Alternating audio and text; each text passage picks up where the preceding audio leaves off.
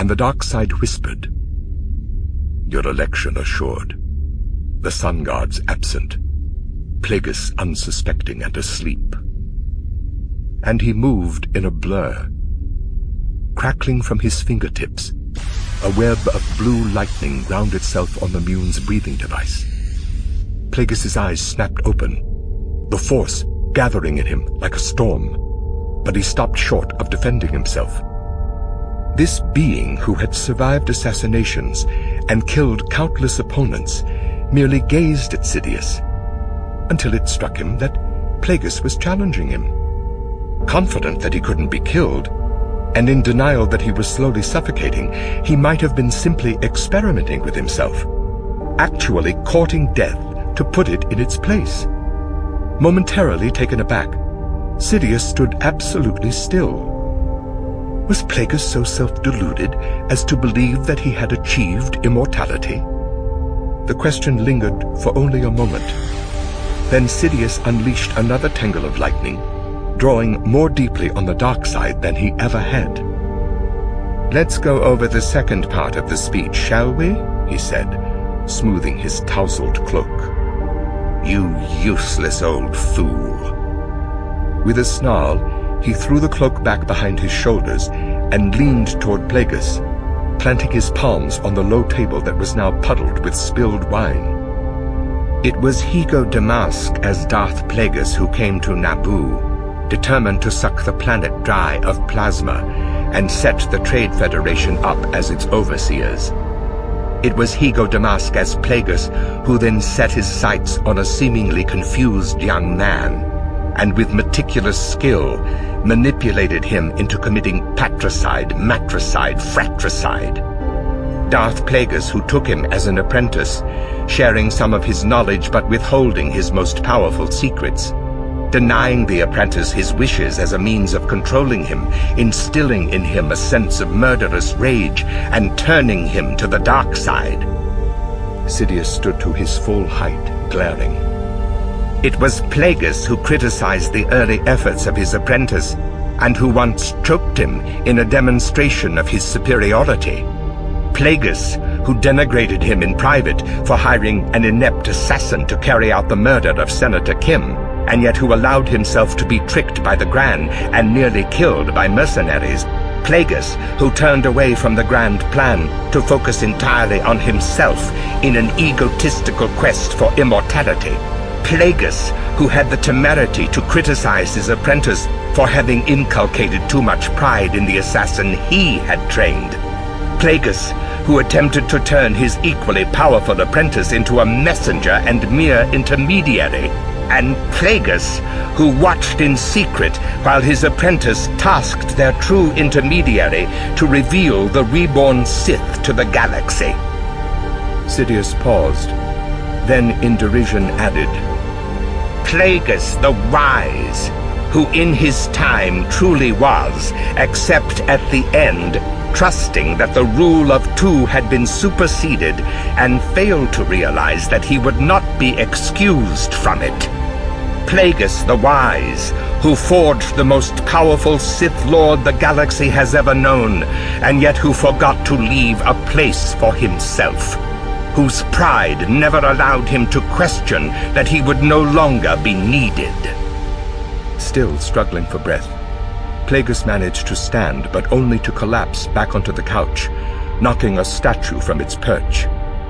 Sidious moved in, his hands upraised to deliver another bolt, his expression arctic enough to chill the room. A forced storm gathered over the couch, spreading out in concentric rings to wash over Sidious and hurl objects to all corners. In the center of it, Plagueis' form became anamorphic, then resumed shape as the storm began to wane. Sidious' eyes bored into the Mune's. "How often you said that the old order of Bane had ended with the death of your master. An apprentice no longer needs to be stronger, you told me, merely more clever. The era of keeping score, suspicion, and betrayal was over. Strength is not in the flesh, but in the Force." He laughed. You lost the game on the very first day you chose to train me to rule by your side, or better still, under your thumb. Teacher, yes, and for that I will be eternally grateful. But master? Never. Sidious peered at Plagueis through the Force. Oh yes, by all means gather your midichlorians, Plagueis. He held his thumb and forefinger close together. Try to keep yourself alive while I choke the life out of you. Plagueis gulped for air and lifted an arm toward him. There's the rub, you see, Sidious said in a philosophical tone. All the ones you experimented on, killed and brought back to life, they were little more than toys. Now, though, you get to experience it from their side. And look what you discover. In a body that is being denied air, in which even the Force is failing, your own midichlorians can't accomplish what you're asking of them. Hatred stained Sidious's eyes. I could save you, of course. Return you from the brink, as you did Venemus. I could retask your body to repair the damage already done to your lungs, your hearts, your aged brain, but I'll do no such thing. The idea here is not to drag you back at the last moment, but to bring you to death's door and shove you through to the other side. Sidious sighed. A tragedy, really, for one so wise. One who could oversee the lives and deaths of all beings, except himself. The Mune's eyes had begun to bulge, his pale flesh to turn cyanotic. You may be wondering, when did he begin to change? The truth is that I haven't changed. As we have clouded the minds of the Jedi, I clouded yours. Never once did I have any intention of sharing power with you. I needed to learn from you, no more, no less.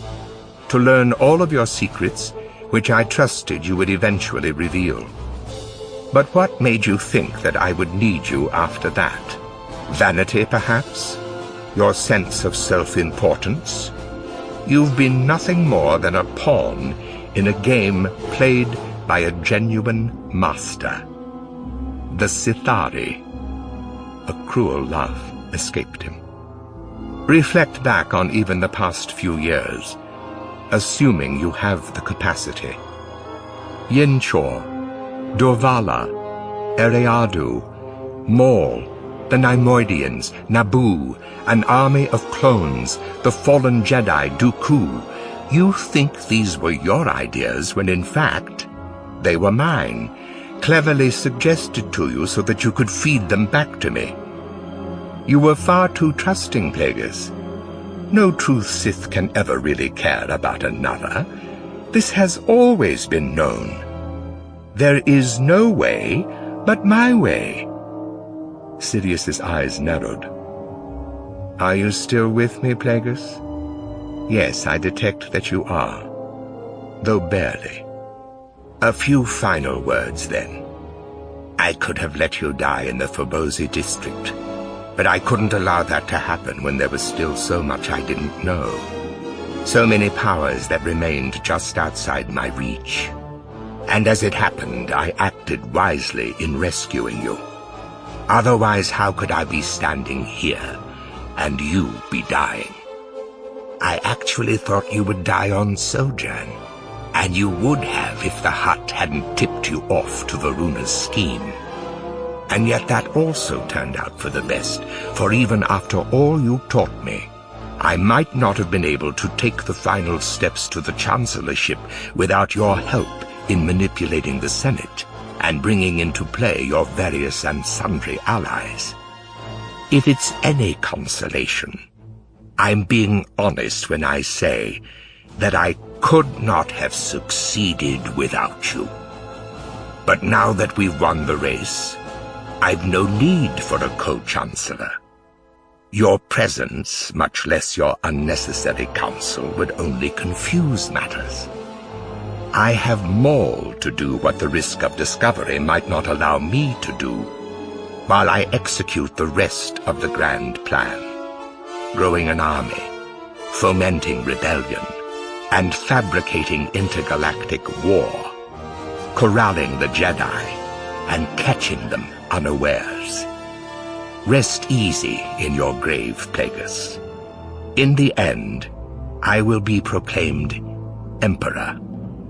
The Sith will have had their revenge, and I will rule the galaxy.